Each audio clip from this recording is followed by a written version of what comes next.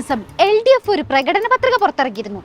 പ്രതിപക്ഷത്തിന്റെ കിളിപോകുന്നൊരു പ്രകടന പത്രിക. കേരളത്തെ കേവല ദാരിദ്ര്യത്തിൽ നിന്ന് മോചിപ്പിക്കും, സമ്പൂർണ്ണ പോഷകാഹാര സംസ്ഥാനമാക്കി മാറ്റും, തെരുവുനായ ശല്യം ഇല്ലാണ്ടാക്കും, 20 ലക്ഷം സ്ത്രീകൾക്ക് ജോലി കൊടുക്കും, അങ്ങനെ ഗംഭീര വാഗ്ദാനങ്ങൾ. 9.5 കൊല്ലം ഒരു കാര്യവും ചെയ്യാതിരുന്നിട്ട് ഈ തെരഞ്ഞെടുപ്പിന്റെ തൊട്ട് തലേ ദിവസം ഇവര് മാനിഫെസ്റ്റോയിൽ കൂടി അത് ചെയ്യും ഇത് ചെയ്യും എന്ന് പറഞ്ഞാൽ കേരളത്തിൽ ആരെങ്കിലും വിശ്വസിക്കുമോ? പിന്നല്ലാണ്ട് pension, ASHA workers, anganwadi teachers, അങ്ങനെ എല്ലാത്തിലും സർക്കാർ ഇലക്ഷന് മുന്നേ പെർഫെക്റ്റ് ഓക്കെ ആകുമ്പോ കുശുമ്പാവൂലേ?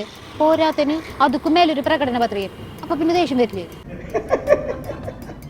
അവര് പ്രകടന പത്രിക ഇറക്കാണ്ടിരിക്കെ എന്ത് വേണമെങ്കിലും ചെയ്തോട്ടെ.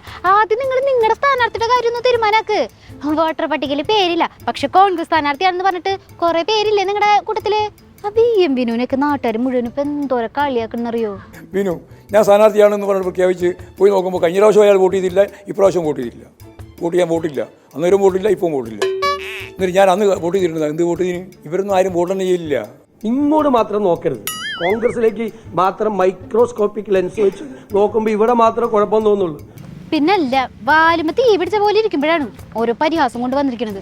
കോഴിക്കോട് കോൺഗ്രസിൽ ആരെങ്കിലും ഒന്നും പറയടേ, വോട്ട് പോലും ഇല്ലാത്ത ആളാണോ പിടിച്ച് സ്ഥാനാർത്ഥിയാക്കിയിരിക്കുന്നത്?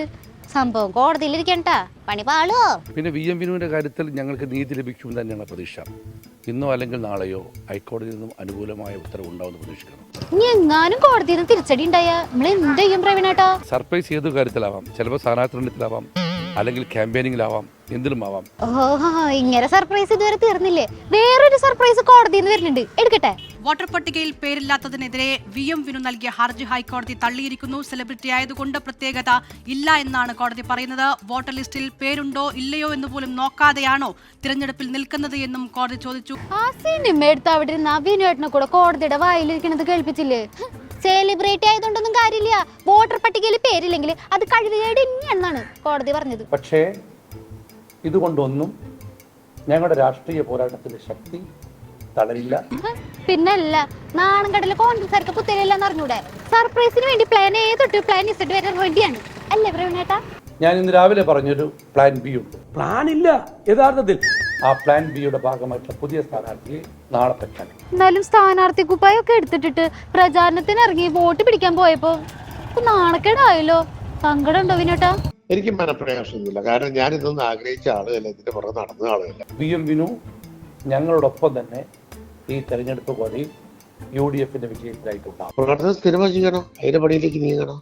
എനിക്ക് മനപ്രയാസമൊന്നുമില്ല, കാരണം ഞാൻ ഇതൊന്നും ആഗ്രഹിച്ച ആളുകല്ല, ഇതിന്റെ പുറകെ നടന്ന ആളുകല്ല. നിറയെ സർപ്രൈസുകളല്ലേ ഈ സിനിമ. അങ്ങനെ റിലീസിന് മുന്നേ പൊട്ടിപ്പാളീസാവുന്നു. ജീവിതത്തിൽ നിന്ന് ചീന്തിയെടുത്ത അനുഭവങ്ങളുമായി VM ബിനു വീണ്ടും സിനിമ ചെയ്യാൻ ഇറങ്ങാണ്. കോൺഗ്രസിന്റെ സർപ്രൈസിൽ അടുത്തതായി ഇനി ആർക്കൊക്കെയാണോ എന്തോ പണി കിട്ടാൻ പോണത്. ലോകത്തെവിടെയായാലും ഏത് സമയത്തും 24 വാർത്തകളും ഓഗ്മെന്റഡ് റിയാലിറ്റി പാക്കേജുകളും എക്സ്പ്ലെയിനറുകളും വിശദമായി കാണാൻ ഞങ്ങളുടെ YouTube ചാനൽ നിങ്ങൾക്ക് സബ്സ്ക്രൈബ് ചെയ്യാം.